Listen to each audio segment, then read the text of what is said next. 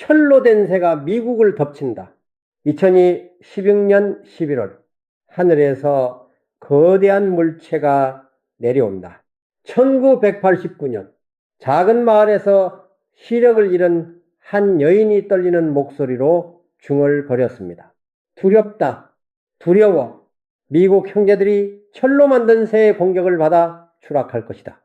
숲을 안에서 늑대들이 울부짖고 무고한 피가 분출될 것이다. 당시 사람들은 그저 맹인 할머니의 헛소리로 치부했죠. 그러나 불과 12년 뒤 2001년 9월 11일 뉴욕 맨해튼 한복판에서 두 대의 여객기가 쌍둥이 빌딩을 덮쳤고 세계는 공포에 떨었습니다.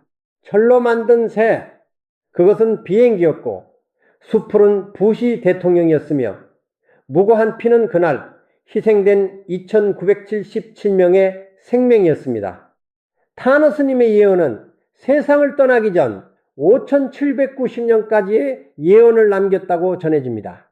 그리고 지금 2016년 타너스님의 예언이 다시 세계를 떠들썩하게 만들고 있습니다. 강대국 간분쟁의 격화, 육지 면적 8%의 파괴, 외계 생명체와의 조우, 이 모든 것이 올해 안에 일어날 것이라는 경고입니다.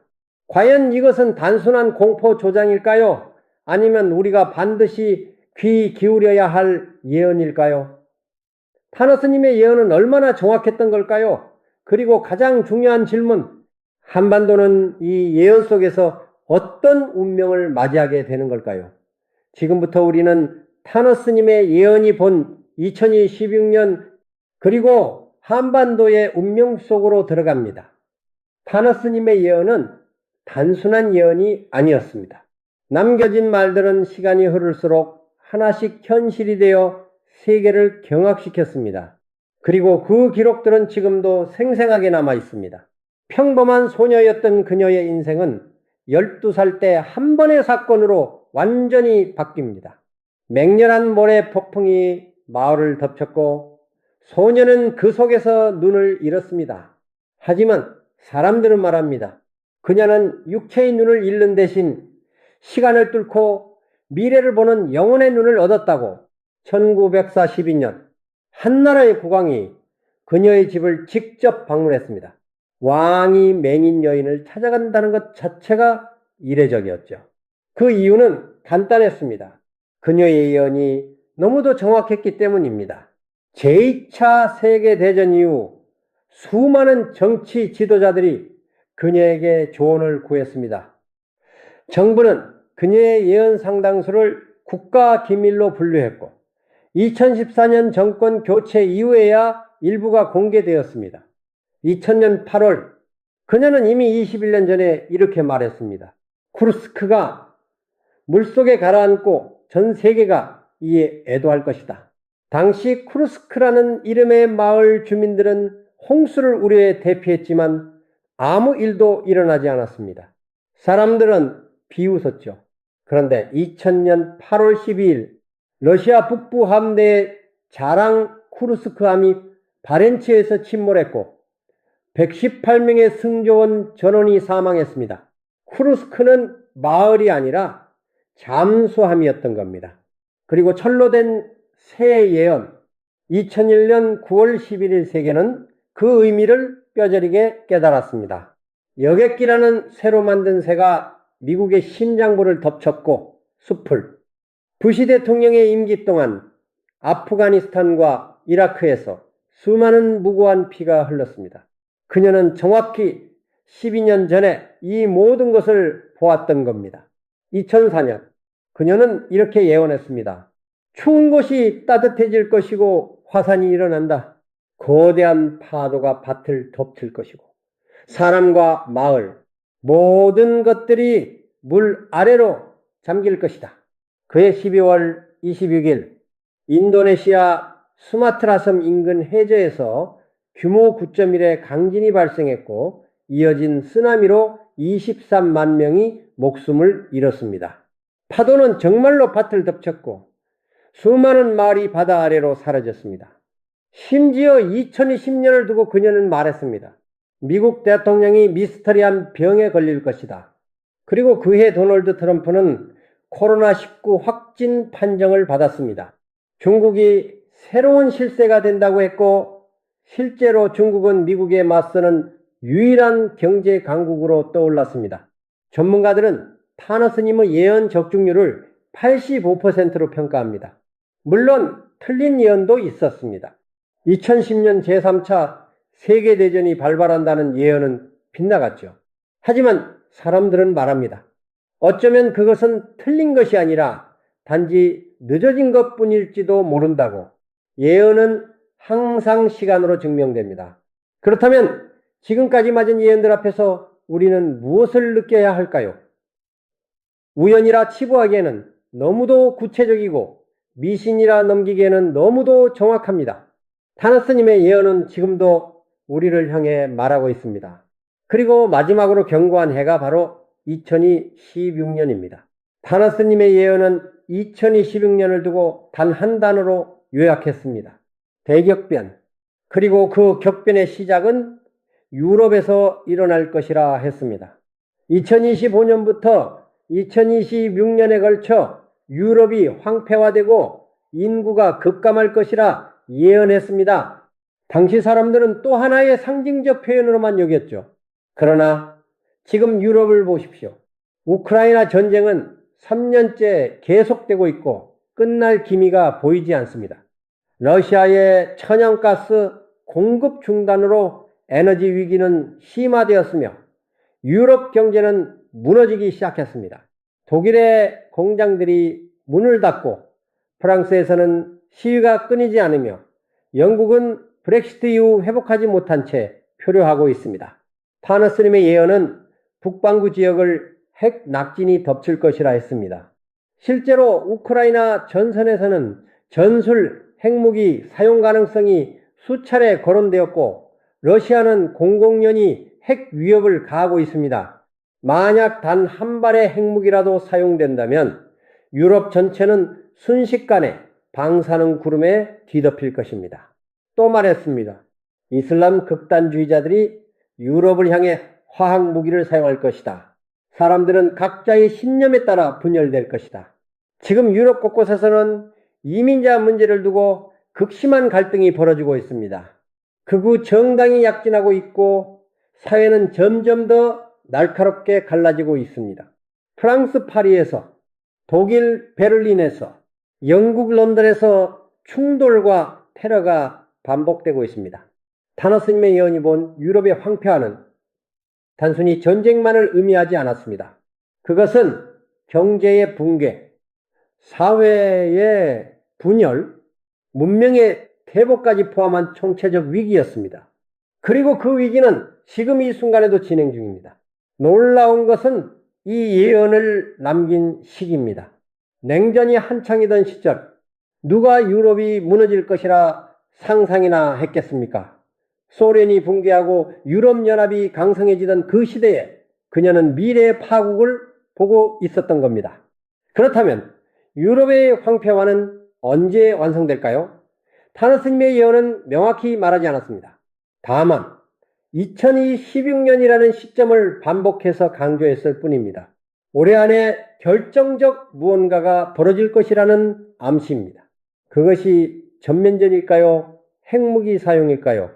아니면 우리가 아직 상상조차 하지 못한 어떤 사건일까요? 유럽은 무너지고 있습니다. 천천히 그러나 확실하게. 과연 타너스님의 예언은 또다시 적중하는 걸까요? 미국이 등을 돌리는 순간 유럽의 방패는 사라집니다. 타너스님의 예언은 이것을 정확히 보았습니다. 새로운 지도자가 미국을 각자 도생의 길로 이끌 것이다. 옛 동맹은 흔들리고 세계는 정글로 변할 것이다. 2025년 1월 도널드 트럼프가 미국 대통령에 재취임했습니다. 그의 첫 번째 선언은 명확했습니다. 미국 우선 나토 회원국들이 국방비 분담금을 제대로 내지 않으면 미국은 더 이상 방어하지 않겠다는 것이었습니다. 유럽은 충격에 빠졌습니다. 70년 넘게 유지되어 온 대서양 동맹이 한순간에 흔들렸기 때문입니다. 트럼프 행정부는 우크라이나 지원을 대폭 축소했습니다. 그린란드 매입을 공공연히 추진하며 덴마크와 갈등을 빚었고 베네수엘라 사태에 개입하며 남미까지 혼란에 빠뜨렸습니다. 미국은 더 이상 세계의 경찰이 아니었습니다. 미국은 미국만을 위한 나라가 되었습니다. 타나스님의 예언은 이미 수십 년 전에 이렇게 말했습니다. 독수리가 날개를 접으면 늑대들이 움직이기 시작한다. 독수리는 미국을 상징하고 늑대들은 러시아와 중국을 의미합니다.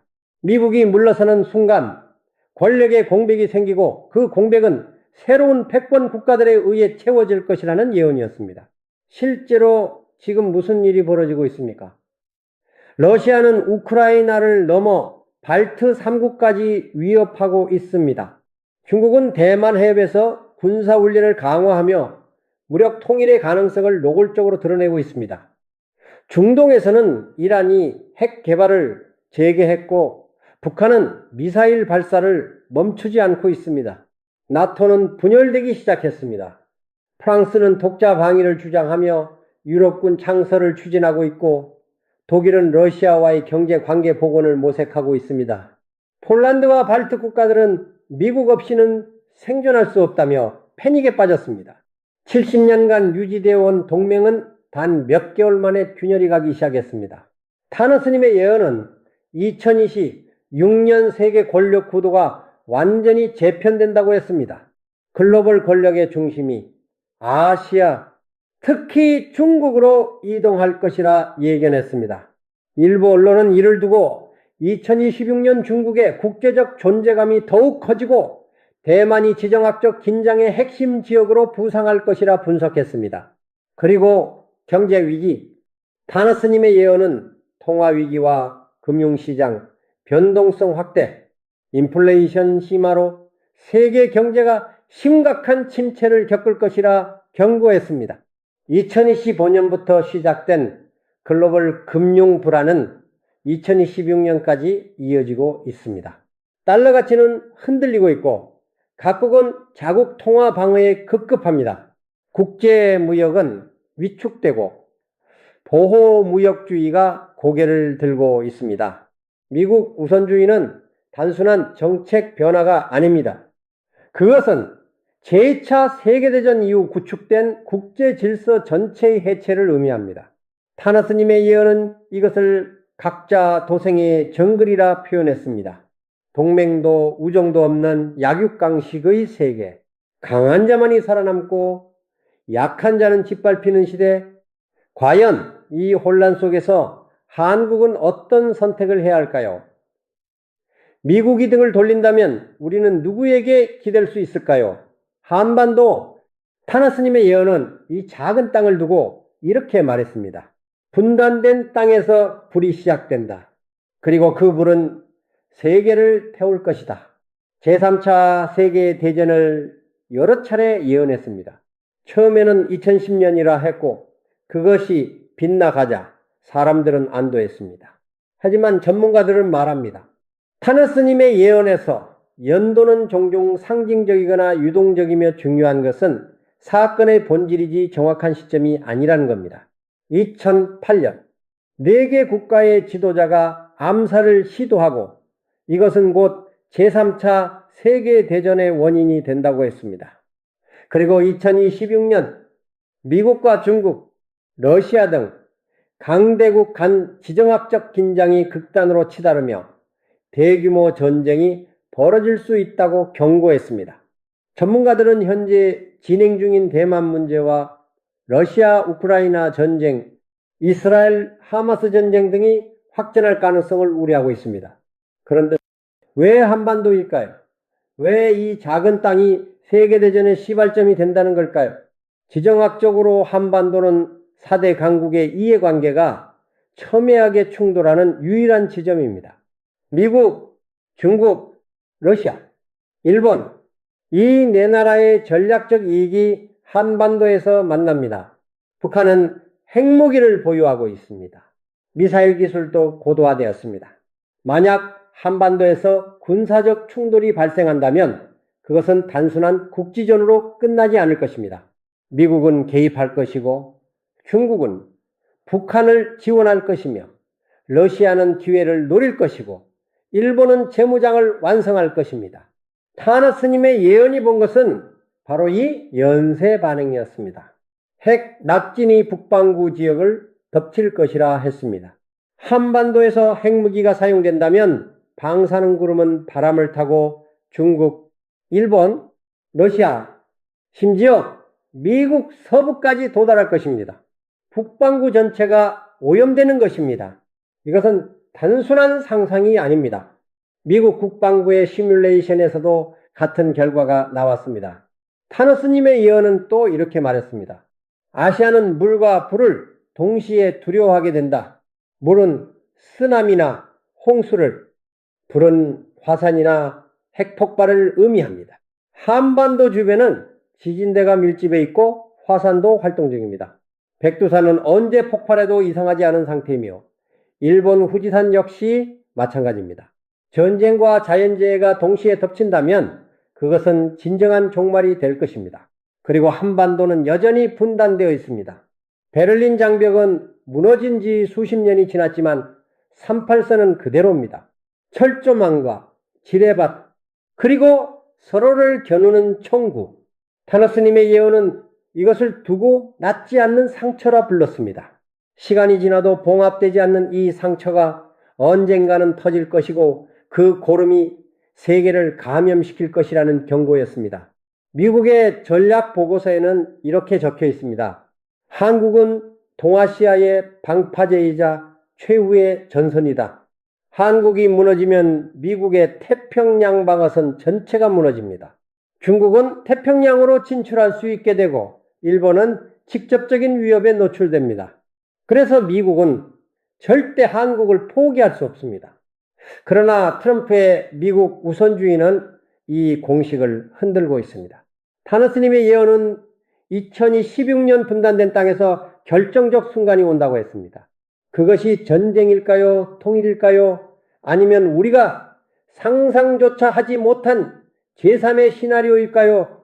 답을 주지는 않았습니다. 다만 그 순간이 세계의 운명을 가를 것이라고만 했습니다. 우리는 지금 화약고 위에 앉아 있습니다. 언제 터질지 모르는 시한폭탄.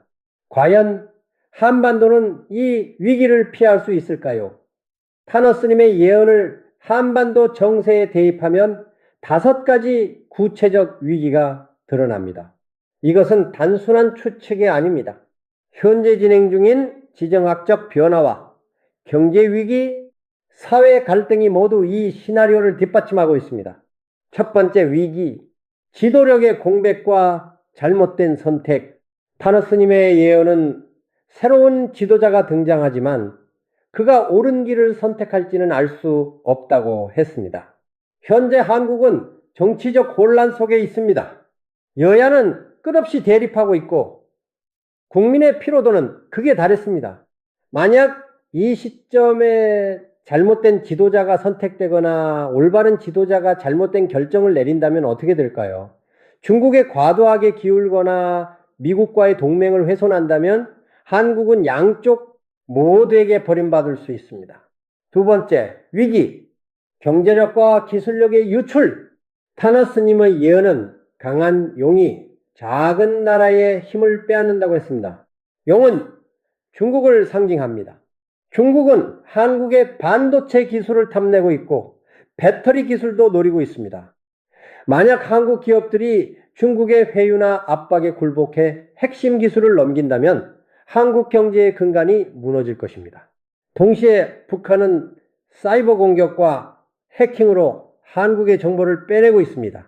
남북한의 역량 차이가 줄어들수록 한반도는 더욱 불안정해집니다.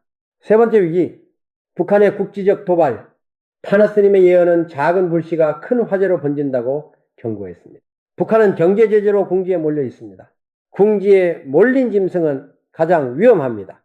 서해 북방 한계선에서의 포격, 휴전선 근처에서의 총격, 심지어 국지적 핵무기 사용까지 작은 도발 하나가 전면전으로 확대될 수 있습니다. 그리고 그 전면전은 미국과 중국을 끌어들여 제3차 세계대전으로 번질 것입니다. 네 번째 위기, 수출 부진과 에너지 공급망 마비. 타너스님의 예언은 경제가 무너지고 사람들이 굶주릴 것이라 했습니다. 한국은 수출 의존도가 높은 나라입니다. 글로벌 경제가 침체되면 한국 경제는 직격탄을 맞습니다. 게다가 에너지 자금률은 거의 0%에 가깝습니다. 중동에서 석유 공급이 끊기거나 러시아에서 천연가스가 차단된다면 한국은 단 몇 주 만에 마비될 것입니다. 공장은 멈추고 난방은 끊기며 식량 생산도 중단됩니다. 다섯 번째 위기, 내부 분열과 사회 붕괴. 타너스님의 예언은 사람들은 각자의 신념에 따라 분열될 것이라 했습니다. 지금 한국 사회를 보십시오. 세대 갈등, 지역 갈등, 이념 갈등, 젠더 갈등, 모든 것이 첨예하게 대립하고 있습니다. 사회관계망 서비스는 증오와 혐오로 가득하고 언론은 편을 가르고 있습니다. 외부의 위기가 닥쳤을 때 우리가 하나로 뭉칠 수 있을까요? 아니면 서로를 비난하며 무너질까요?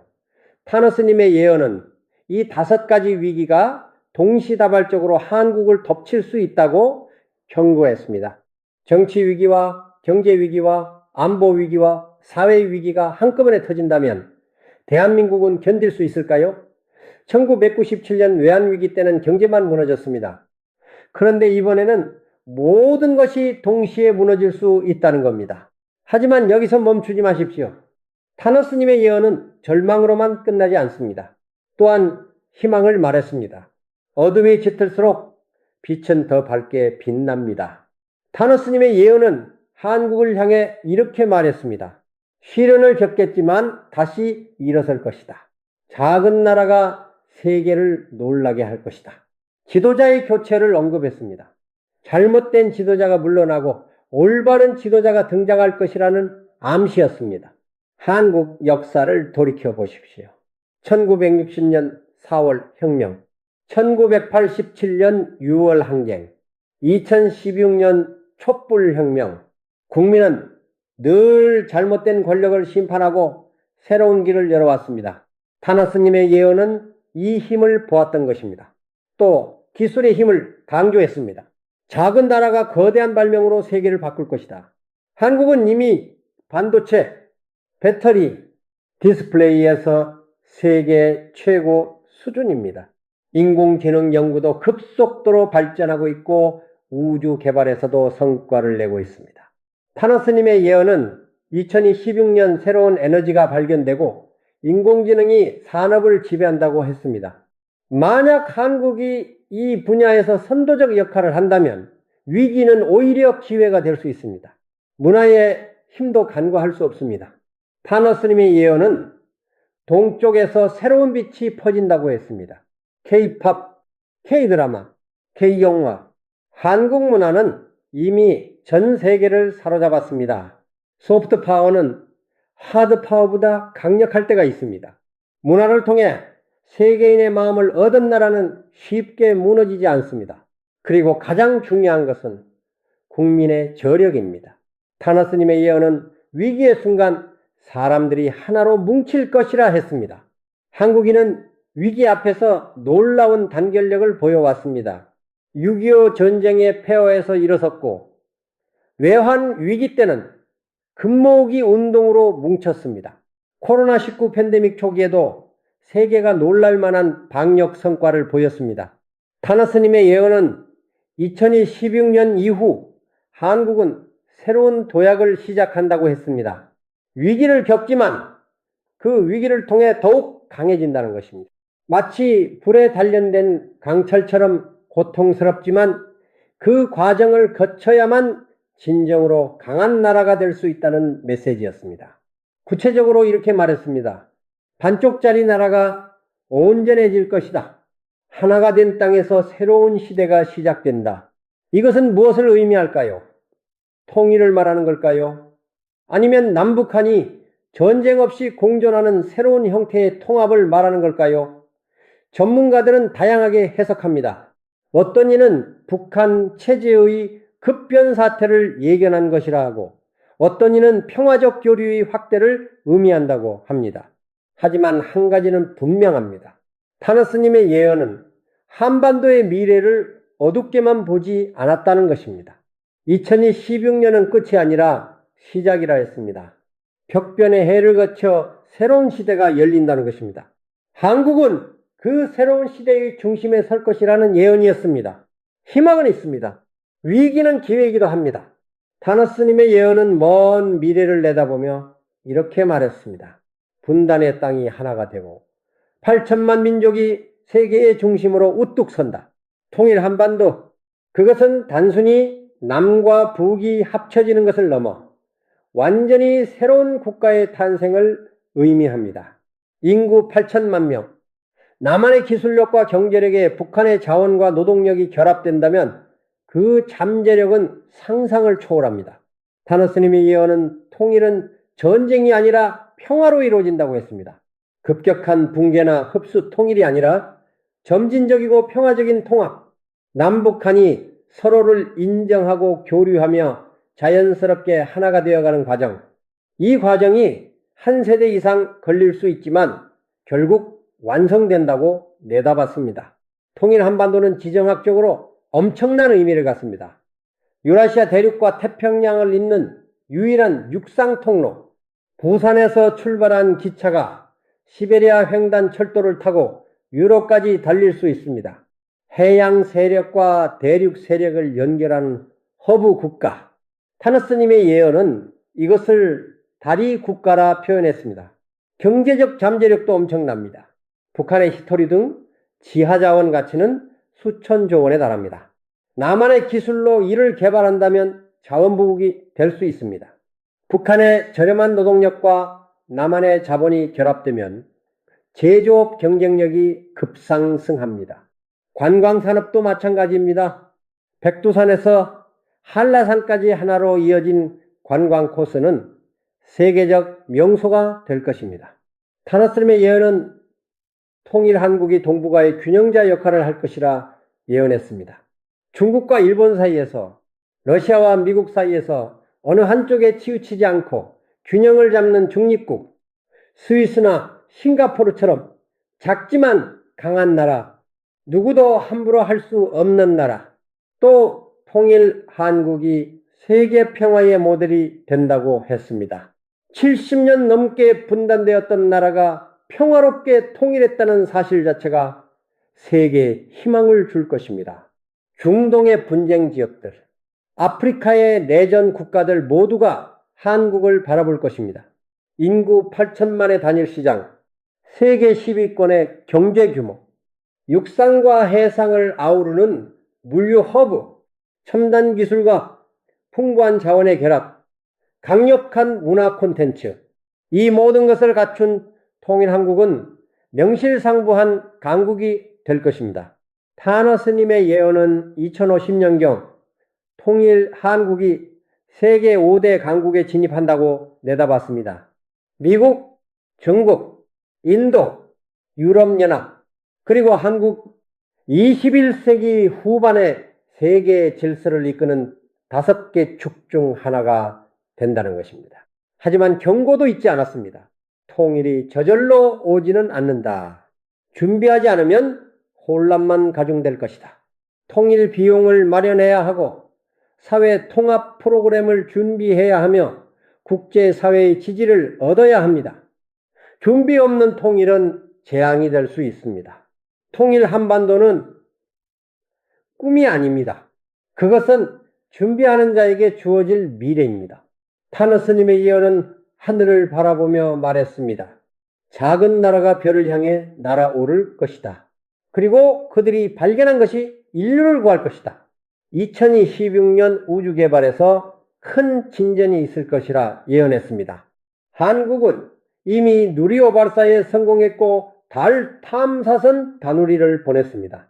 2030년대에는 달 착륙을 계획하고 있으며 화성 탐사도 준비 중입니다. 타너스님의 예언이 본 것은 바로 이 모습이었을까요? 더 나아가 한국이 우주에서 새로운 자원을 발견한다고 했습니다. 달이나 소행성에는 히토류를 비롯한 비금속이 풍부합니다. 만약 한국이 이를 채굴하는 기술을 선점한다면 자원 빈국에서 자원 강국으로 도약할 수 있습니다. 우주 산업은 21세기의 새로운 골드러시입니다. 미국, 중국, 러시아, 유럽이 경쟁하고 있지만 아직 판은 완전히 정해지지 않았습니다. 한국이 틈새를 파고들 여지는 충분합니다. 위성 발사 서비스, 우주 관광, 우주 정거장 건설, 무한한 가능성이 열려 있습니다. 타너스님의 예언은 또 지구를 구하는 기술에 대해 예언했습니다. 녹색 혁명이 동쪽에서 시작된다. 그리고 그것이 세계를 푸르게 만든다. 기후 위기는 인류 최대의 도전입니다.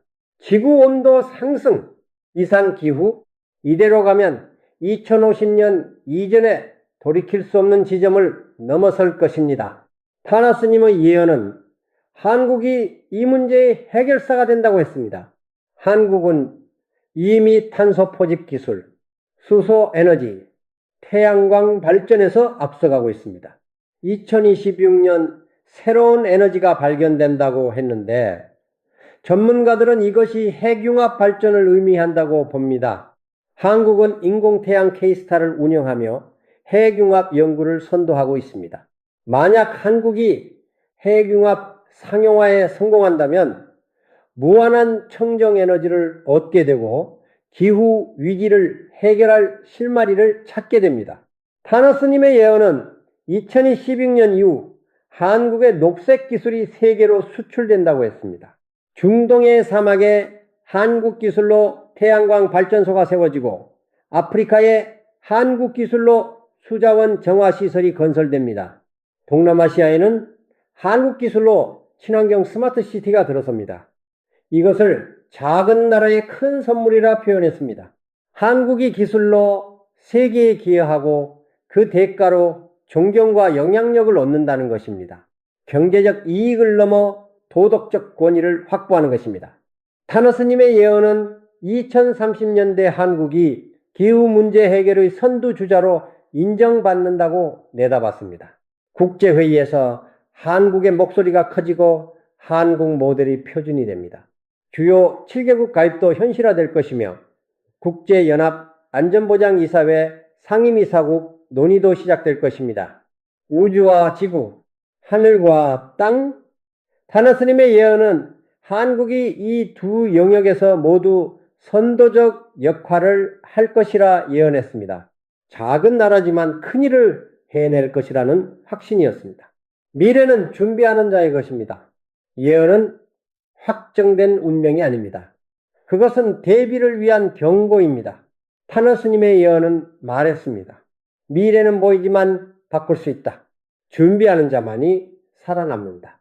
첫 번째 전략, 외교 다변화. 미국에만 의존하는 정책은 위험합니다.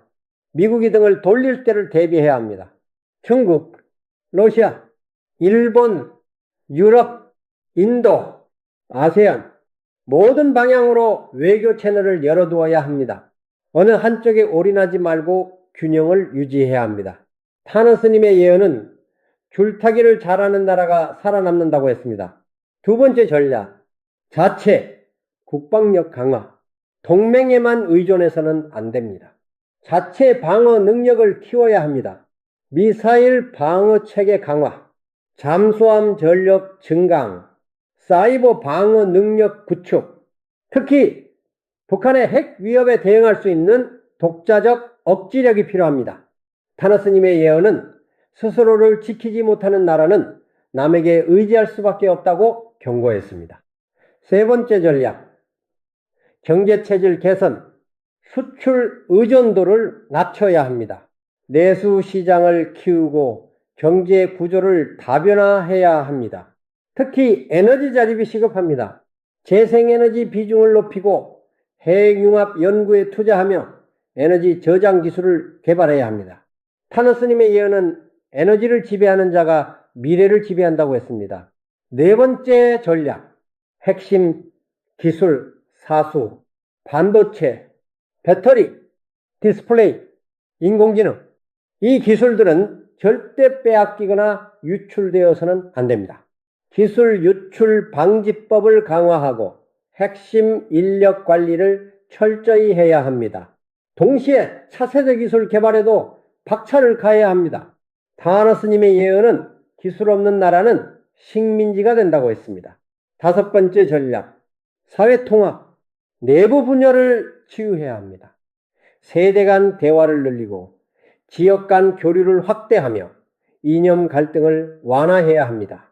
사회관계망 서비스의 혐오 표현을 규제하고 언론의 편향 보도를 견제해야 합니다. 위기 앞에서 하나가 되지 못하면 외부의 적보다 내부의 분열이 더 위험합니다. 타너스님의 예언은 분열된 나라는 쉽게 무너진다고 했습니다. 6번째 전략, 통일 준비. 통일은 언제 어떤 형태로 올지 모릅니다. 급변 사태에 대비한 시나리오를 만들고 통일 비용을 축적하며 사회 통합 프로그램을 개발해야 합니다. 북한 주민들을 어떻게 받아들일지, 경제를 어떻게 통합할지 구체적인 로드맵이 필요합니다. 타너스님의 예언은 준비 없는 통일은 재앙이라고 경고했습니다. 7번째 전략, 국민의식 개선. 위기의식을 공유해야 합니다. 안일함을 버리고 경각심을 가져야 합니다. 동시에 과도한 공포에 빠져서도 안 됩니다. 냉정하고 이성적으로 상황을 판단하고 각자의 자리에서 최선을 다해야 합니다. 타너스님의 예언은 국민의 의지가 국가의 운명을 결정한다고 했습니다. 이 7가지 전략은 단순한 제안이 아닙니다. 생존을 위한 필수 조건입니다. 타너스님의 예언은 2026년이 한국의 운명을 가르는 해가 될 것이라 했습니다. 올해를 어떻게 보내느냐가 앞으로 수십 년을 결정할 것입니다. 정부만의 몫이 아닙니다. 기업도 개인도 모두가 준비해야 합니다. 기업은 기술 경쟁력을 키우고 개인은 생존 역량을 강화해야 합니다. 식량 비축, 비상 대피 계획, 가족 간 연락체계, 작은 준비들이 모여 큰 힘이 됩니다. 타너스님의 예언은 마지막으로 이렇게 말했습니다. 두려워하되 주저앉지 말라. 준비하되 절망하지 말라. 미래는 만들어가는 것이다. 타너스님의 예언을 남긴 여인은 1996년 8월 11일 예언한 그날 세상을 떠났습니다. 자신의 죽음조차 정확히 예견했던 여인은 더 이상 말하지 않습니다. 하지만 남겨진 예언은 지금도 살아 숨쉬며 우리에게 말을 걸고 있습니다. 2026년 수십 년 전에 강조했던 바로 그 해가 지금 우리 앞에 와 있습니다.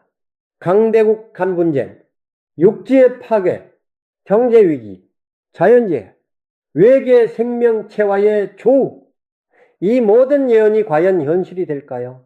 일부는 이미 현실이 되고 있습니다. 우크라이나 전쟁은 3년째 계속되고 미국과 중국의 갈등은 심화되고 있습니다. 세계 경제는 침체 국면이고 이상기후는 매년 심각해지고 있습니다. 한반도는 여전히 분단되어 있고 북한의 핵 위협은 계속되고 있습니다. 그렇다면 나머지 예언들도 현실이 될까요? 68%의 파괴, 제3차 세계대전, 외계 생명체와의 접촉. 우리는 정말 이런 미래를 맞이하게 되는 걸까요? 타너스님의 예언에 대한 평가는 엇갈립니다. 추종자들은 85%의 적중률을 주장하지만 회의론자들은 모호한 표현과 사후 해석에 끼워 맞추기라고 비판합니다. 일부에서는 타너스님의 예언은 새가 불어날 때마다 다시 등장한다며 예언의 근거가 미약하다고 지적했습니다. 그러나 한 가지는 분명합니다. 예언이 적중하든 빗나가든 지금 세계는 위기에 처해 있다는 것입니다. 타너스님의 예언이 아니더라도 수많은 전문가들이 같은 경고를 하고 있습니다. 국제 분쟁, 경제 위기, 기후, 재앙, 이것은 예언이 아니라 과학적 분석의 결과입니다. 그렇다면 우리는 어떻게 해야 할까요? 예언을 맹신해야 할까요? 아니면 무시해야 할까요? 타너스님의 예언은 답을 줍니다. 예언은 경고이지 운명이 아니다. 변화시킬 수 있다. 예언의 진정한 가치는 미래를 정확히 맞추는 것이 아니라 대비하게 만드는 것입니다. 타너스님의 예언이 우리에게 경각심을 준다면 그것만으로도 의미가 있습니다. 외교를 다변화하고 국방을 강화하며 경제를 개선하고 사회를 통합하는 것, 이것은 예언과 관계없이 우리가 해야 할 일들입니다. 한반도는 지금 기로에 서 있습니다. 제3차 세계대전의 불씨가 될 것인가 아니면 평화와 번영의 중심이 될 것인가, 그 선택은 우리 손에 달려 있습니다. 타너스님의 예언은 한국에 대해 이중적 예언을 했습니다. 위기와 기회, 파멸과 도약, 어느 길로 갈지는 그들이 선택한다고 했습니다. 운명은 정해진 것이 아니라 만들어가는 것이라는 뜻입니다. 2026년 11월 거대한 우주선이 지구에 도착한다고 했습니다. 그것이 외계인일까요? 아니면 인류가 만든 새로운 우주선일까요? 아직 시간이 남았습니다. 우리는 지켜볼 것입니다. 그리고 제3차 세계대전, 연도를 정확히 말하지 않았습니다. 다만 분단된 땅에서 불이 시작된다고만 했습니다. 그 불이 언제 어떻게 시작될지는 아무도 모릅니다. 하지만 그 불을 막을 수 있는 것은 우리입니다. 타너스님의 예언은 이제 우리에게 질문을 던집니다. 당신은 어떤 미래를 선택하겠습니까? 두려움에 떨며 파국을 기다리겠습니까? 아니면 희망을 품고 미래를 만들어 가겠습니까? 시력을 잃고 미래를 보게 된 여인, 예언한 그날 세상을 떠난 예언자는 우리에게 이렇게 말하고 있습니다. 미래는 정해지지 않았다. 두려워하되 포기하지 마라. 준비하되 절망하지 마라. 작은 나라도 위대해질 수 있다. 선택은 당신들의 몫이다. 그러니 마지막으로 당신에게 묻겠습니다. 2026년 대한민국은 어떤 선택을 내릴 것입니까? 타너스님의 예언이 본 파국의 길을 걸을 것입니까? 아니면 희망의 길을 열어갈 것입니까? 그 답은 지금 이 순간 당신의 마음속에 달려 있습니다.